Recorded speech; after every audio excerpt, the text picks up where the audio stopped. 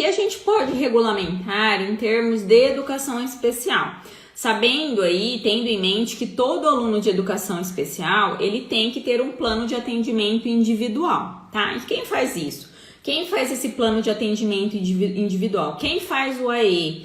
Quem são os profissionais que decidem se esse aluno é um aluno de educação especial, pode ser matriculado nessa modalidade ou não, tá? Lembrando que a matrícula é importante, a gente fala da questão do recurso financeiro, mas a gente fala no sentido, pessoal, de que o município, ele depende dos recursos públicos para financiar a educação local. Então, é muito importante que haja a matrícula da maneira correta e que o município, que o sistema de ensino não deixe de receber recursos, porque quanto mais recursos, melhor ele paga os professores, melhores condições de trabalho ele dá para os profissionais da educação e principalmente um melhor atendimento para o próprio aluno, que é o destinatário desse recurso, desse serviço educacional, tá?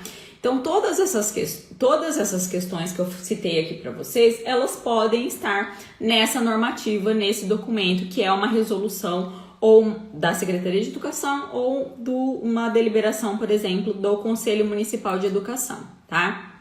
E aí, um ponto aqui que é muito importante que vocês regulamentem nessa normativa é quem será essa comissão técnica pedagógica responsável pelas avaliações dos alunos. Então, o que é importante? Quando esse aluno ingressa na rede, se ele é um aluno da sua rede ou se ele ingressa na sua rede, um aluno que tem necessidades educacionais especiais, tá? O professor, enfim, ele identifica isso. É importante que haja, então, aí um plano de atendimento para esse aluno. E também que essa matrícula seja feita da forma correta. Quem faz isso, tá? Qual é a nossa sugestão? Que haja, então, no âmbito de cada escola, dependendo do tamanho da escola, dependendo do sistema de ensino de vocês, ou no âmbito da escola ou no âmbito do sistema de ensino, uma comissão técnico-pedagógica responsável pelas avaliações na educação especial, tá? Essa avaliação no sentido de identificar se o aluno ele realmente é um aluno de educação especial, tanto para fins de matrícula no sistema, tá? Quanto para acompanhamento da evolução desse aluno e identificação de algumas necessidades individuais daquele aluno. Quantas horas esse aluno tem que ficar no AE? Quanto esse aluno precisa ou não de um acompanhante? Se esse aluno precisa de um acompanhante, qual é o perfil desse profissional, tá? Porque a gente sabe, por exemplo, um aluno que é cadeirante, dentro da sala de aula, ele é um aluno e deve estar incluído e deve participar da aula ali e socializar-se com os demais alunos e com o professor em igualdade de condições com os demais, com todos ali presentes. Nem sempre há necessidade para que esse aluno que tem uma deficiência física, que tem ali o tempo todo com ele um outro profissional auxiliando ele. Pode ser que isso não seja necessário. Pode ser que, caso aconteça essa situação, que isso, inclusive, venha a ser algo negativo no sentido de que vai tirar a autonomia desse aluno, vai impedir a sua socialização com os demais alunos. Mas pode ser que esse aluno, ele precise, na hora do intervalo, de um profissional para acompanhá-lo até o banheiro ou para acompanhá-lo até o refeitório. Enfim, pode ser que esse aluno precise de um profissional, mas não necessariamente um professor, um pedagogo. Ou pode ser, pessoal, que ele nem precise, pode ser que ele já tenha autonomia. Ou em que em algum momento da sua vida ele precise desse cuidador, desse acompanhante, para auxiliá-lo nessas atividades aí, alimentação, higiene, locomoção. Mas pode ser também que com o passar do tempo, com o passar dos anos, essa criança, esse aluno, ele ganhe autonomia e ele não precise mais de ajuda de outro profissional. Então vejam que as necessidades do aluno, ela tem que ser avaliada desde o início, mas ela tem também que ser periodicamente reavaliada. E para então ajudá-los nessa tarefa de esclarecer alguns pontos aqui, eu quero citar para vocês 2 notas técnicas do Ministério da Educação. Uma nota técnica que fala da questão do laudo clínico para fins de matrícula no censo escolar do aluno de educação especial e uma outra nota técnica que fala da questão do acompanhante, tá? Então eu vou passar aqui para vocês, vou pedir para o pessoal da nossa equipe, acho que eu mandei para a Camila mandar aí para vocês o número dessas 2 notas técnicas. Por quê? Eu quero, assim, oriento que vocês façam a leitura completa dessas notas técnicas, porque elas vão ajudá-los a esclarecer esses 2 temas que eu vou passar aqui para vocês, tá? E isso serve de base, inclusive, para vocês lá ao expedirem a normativa municipal, para vocês fundamentarem aquele procedimento que está sendo instituído ali no âmbito municipal. Então, a primeira nota técnica é a número 4 de 2014. Ela fala sobre a orientação quanto aos documentos comprobatórios de alunos com deficiência, transtornos globais do desenvolvimento, altas habilidades e superdotação no censo escolar. Essa nota técnica, pessoal, ela deixa claro que o AEE, ele não se confunde com o atendimento clínico, tá? Então, uma coisa são as necessidades clínicas do aluno. Outra coisa são as suas necessidades educacionais.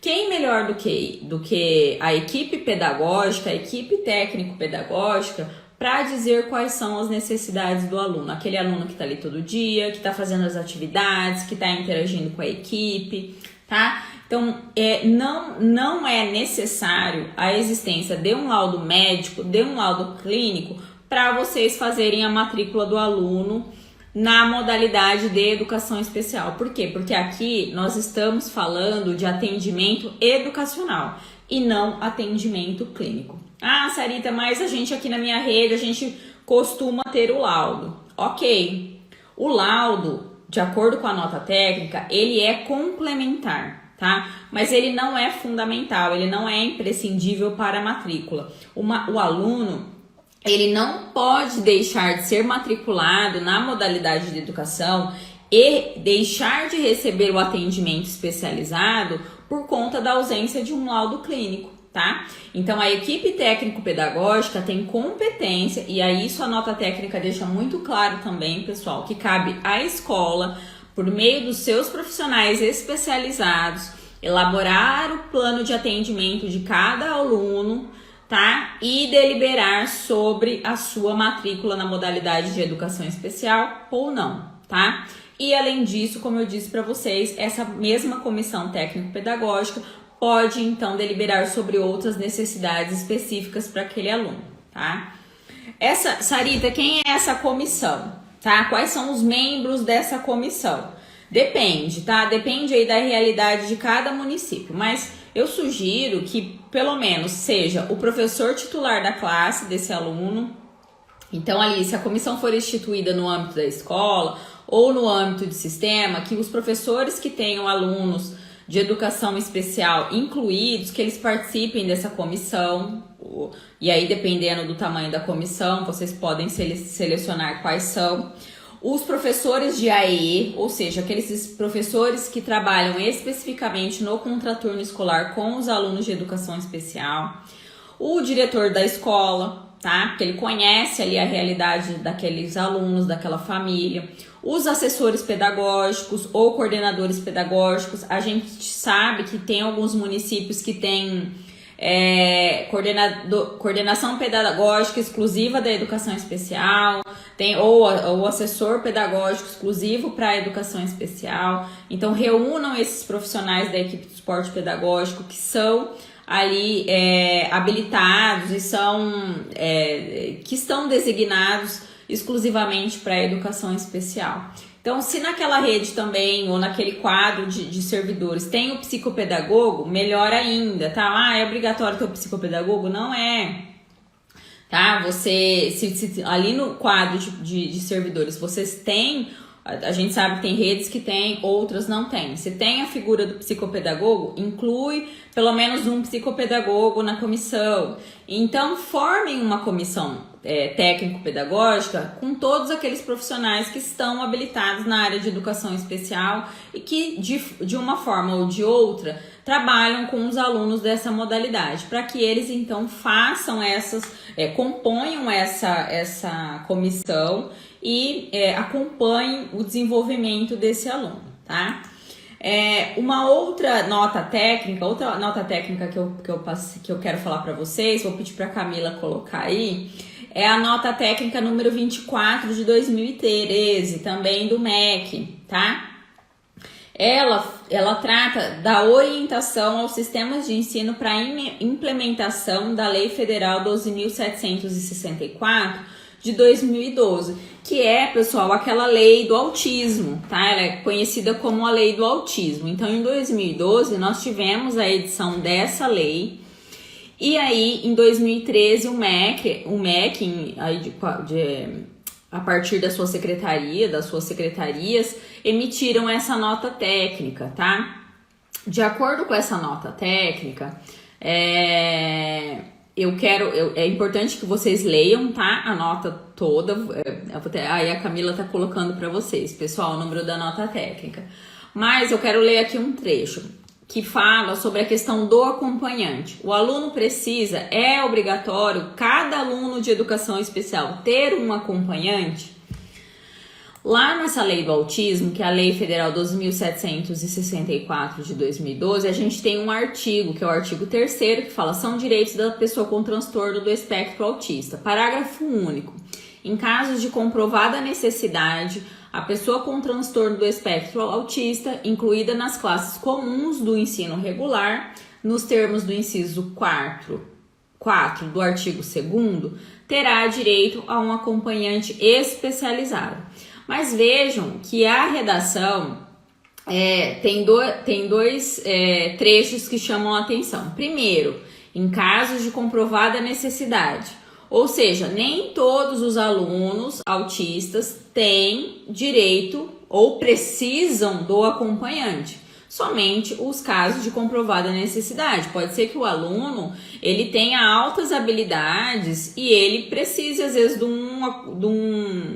um professor auxiliar ali, enfim, de um pedagogo, de um profissional que tenha pedagogia para auxiliá-lo, porque às vezes só o profissional da sala de aula, só o professor da sala de aula, às vezes ele não supre a necessidade daquele aluno, muito embora ele tenha lá no contraturno a suplementação das suas atividades.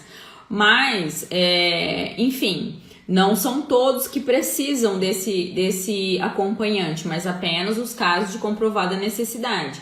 E aí, a segunda parte aqui que eu chamo a atenção para vocês do dispositivo, terá direito a acompanhante especializado. Quem é esse acompanhante especializado? A nossa legislação também não traz clareza. Nos regulamentos que a gente tem sobre a educação especial, a gente sempre vê a figura aí do cuidador, digamos assim, sempre ligado às atividades de higiene, locomoção e alimentação do aluno. Então, nós vemos que são mais atividades voltadas às atividades primárias mesmo do aluno. Higiene, locomoção e alimentação. A gente não vê muita questão pedagógica, no sentido de que esse acompanhante tem que ser um pedagogo, um segundo professor em sala de aula, tá? Então é isso que a gente tem na lei, tá? Vejam que a lei, ela não é clara. E aí, então, a gente vem com essa nota técnica que eu falei para vocês, que é a nota técnica número 24 de 2013, que traz orientações. E ela fala o seguinte: o serviço do profissional de apoio, no contexto educacional, deve ser disponibilizado sempre que identificada a necessidade individual do estudante, visando a acessibilidade, as comunicações e a atenção aos cuidados pessoais de alimentação, higiene e locomoção. Dentre os aspectos a serem observados na oferta do serviço educacional, destaca-se que esse apoio, primeiro, destina-se a estudantes que não realizam atividades de alimentação, higiene, comunicação ou locomoção com autonomia e independência, tá? 2. Justifica-se quando a necessidade específica do estudante não for atendida no contexto geral dos cuidados disponibilizados aos demais alunos. Então vejam, se as necessidades do aluno elas já são atendidas naquele contexto geral de oferta do serviço educacional para todos os alunos daquela sala de aula ou daquela escola, às vezes esse aluno não precisa de algo a mais, de uma pessoa a mais ou de um profissional a mais. Ele já está sendo atendido nas suas necessidades, tá? Então, não precisaria desse acompanhante. E também, deve ser periodicamente avaliado pela escola, juntamente com a família, quanto à sua efetividade e necessidade de continuidade.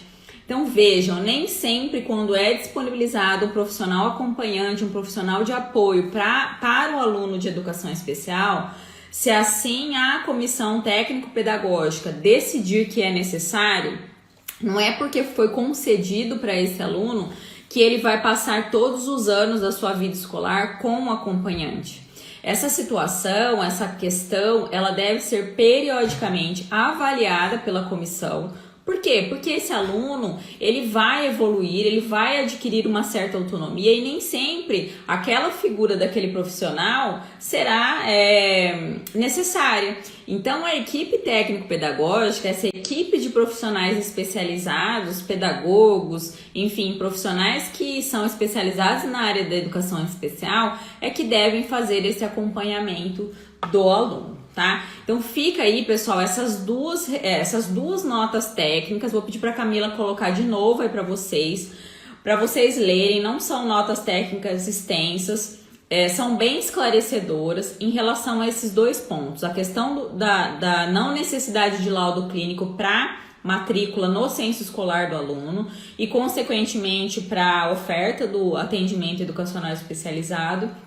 E a outra que fala dessa questão do acompanhante, tá? Que vocês podem também regulamentar e usar de base aí no regulamento municipal para estabelecer o procedimento que a equipe vai agir.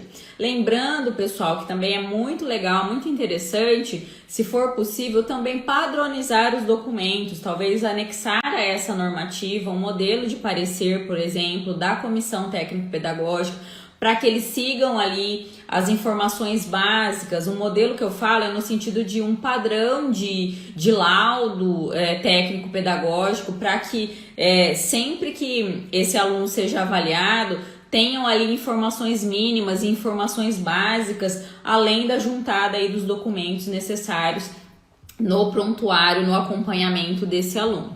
Então vejam como é importante ter essa normativa local dizendo todos esses procedimentos. Quem vai ser a comissão técnico-pedagógica que vai avaliar os alunos, quanto tempo esses alunos vão ficar no AEE, o tempo mínimo e o máximo, a questão até da possibilidade de disponibilização do acompanhante, quando que a equipe avaliar que há necessidade do acompanhante ou não, se tem que ser ouvida a família, a necessidade de revisão periódica desse cuidador, desse acompanhante ou desse professor, desse profissional. Até mesmo a questão da carga horária reduzida, tá? Pode ser que o aluno ele precise, por determinado tempo, ter a sua carga reduzida em razão dele não estar conseguindo ficar o tempo todo na sala de aula, cumprindo aquela jornada máxima que foi estabelecida. Então pode ser que a equipe delibere que por um determinado período esse aluno frequente menos tempo, tá? Então todas essas questões podem e devem ser regulamentadas pelo Sistema Municipal de Ensino, seja por meio da Secretaria de Educação ou do Conselho Municipal de Educação. Sempre que houver um questionamento do Tribunal de Contas, da Promotoria de Justiça ou da própria família, vocês terão um histórico de documentos demonstrando as reais necessidades daquele aluno. E não vai ser a palavra do professor, só o professor falou que esse aluno precisa ou não, que esse aluno não precisa disso ou não precisa desse atendimento. Não, é uma equipe técnico-pedagógica respaldada no regulamento municipal, que por sua vez tem por fundamento as diretrizes emanadas pelos órgãos federais de educação, regulamentando aquele procedimento.